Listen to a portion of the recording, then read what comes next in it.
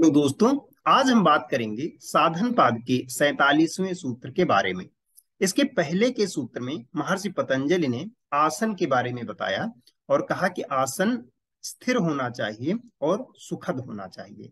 इसी को कंटिन्यू करते हुए महर्षि पतंजलि 47वें सूत्र में बता रहे हैं कि जब हम आसन करते हैं तब हमारी शरीर की और मन की क्या अवस्था होनी चाहिए, इसको इस सूत्र में बताया है। तो देखते हैं साधन पाद का 47वां सूत्र। साधन पाद का 47वां सूत्र है प्रयत्न शैथिल्य अनंत समापत्तिभ्याम। हर एक पद को समझेंगे, फिर पूरे सूत्र को एक साथ समझते हैं। सबसे पहला पद है इसका प्रयत्न।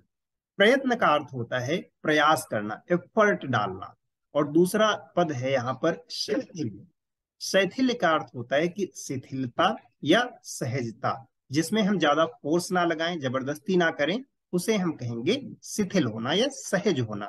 जो स्वाभाविक रूप से हो जाए उसे कहेंगे सहज या शिथिल। तो पहले दो शब्द बताते हैं कि जब हम कोई भी आसन कर रहे हैं तब हमारी शारीरिक अवस्था क्या होनी चाहिए। उसको उन्होंने कहा कि प्रयत्न शैथिल्य। जब हम आसन करें तब उसमें हमें बहुत ज्यादा जोर जबरदस्ती नहीं करनी है, बहुत ज्यादा फोर्स नहीं लगाना है। आसन हमारा सहज होना चाहिए, बहुत ज्यादा एफर्ट नहीं डालना है, यानी एफर्टलेस होना चाहिए। अब जो आगे के दो पद हैं वो बताते हैं कि हमारा मन या हमारा चित्त कैसा होना चाहिए उस समय जब हम आसन कर रहे हैं। तो उसको बताते हुए कहते हैं कि अनंत समापत्तिभ्याम। और अनंत क्या है? जिसका कोई अंत ना हो, जिसकी कोई सीमा ना हो, वो अनंत है। और अनंत क्या हो सकता है? अनंत है ईश्वर। तो यहाँ पर अनंत का अर्थ बताया गया है ईश्वर, या फिर हम अपने मूल रूप को भी अनंत कह सकते हैं, क्योंकि हम स्वयं में अनंत हैं। तो दोनों ही अर्थ हैं अनंत के।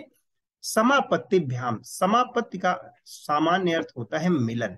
समापत्तिभ्याम का अर्थ होगा कि मिलन या संयोग से। तो पूरे सूत्र का अर्थ ये हुआ कि जब हम आसन कर रहे हैं तब सहजता होनी चाहिए हमारे प्रयास में, यानी कि हम फोर्सफुली कोई भी आसन ना करें, हमारा आसन सहज होना चाहिए। और फिर जो दूसरे पद हैं वो ये बताते हैं, और हमारा चित्त या हमारा मन कहाँ पर होना चाहिए? वो होना चाहिए अनंत पर लगा होना चाहिए। या इसको हम दूसरे शब्दों में ऐसे समझ सकते हैं कि हमारा आसन कब सिद्ध होता है?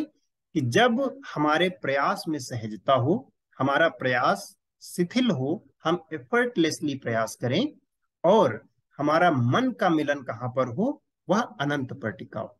तो अनंत पर मन के मिलने से और प्रयत्न में सहजता होने से हमारे आसन सिद्ध हो जाते हैं। तो इस सूत्र का यही अर्थ है। इसीलिए महर्षि पतंजलि पिछले सूत्र में भी कहते हैं कि आसन सुखद होने चाहिए। सुखद का अर्थ यही है कि कंफर्टेबली जो हम कर सकें। ऐसा नहीं होना चाहिए कि हम इतना शरीर को फोर्स करें कि उसके कारण ध्यान में बैठने की बजाय हमें पेन स्टार्ट हो जाए या हमें फिजिकल प्रॉब्लम्स स्टार्ट हो जाए। इसीलिए महर्षि पतंजलि हमेशा आसनों के बारे में जब बात करते हैं तब वह कहते हैं कि हमारे प्रयास शिथिल होने चाहिए या सहज होने चाहिए। और ये कैसे होगा? ये होगा लगातार लंबे समय तक अभ्यास के द्वारा। जब हम आसनों का लंबे समय तक अभ्यास करेंगे तो वो अपने आप सहजता से होने लगेंगे। अगर आपका कोई डाउट है या आपका कोई क्वेश्चन है तो आप कमेंट बॉक्स में लिख दीजिए, मैं डेफिनेटली उसका आंसर करूंगा। इस योग की जानकारी को सभी लोगों तक पहुंचाने में आप हमारी मदद करें। इसके लिए चैनल को सब्सक्राइब कर लीजिए और ज्यादा से ज्यादा लोगों तक इसको शेयर कीजिए। धन्यवाद।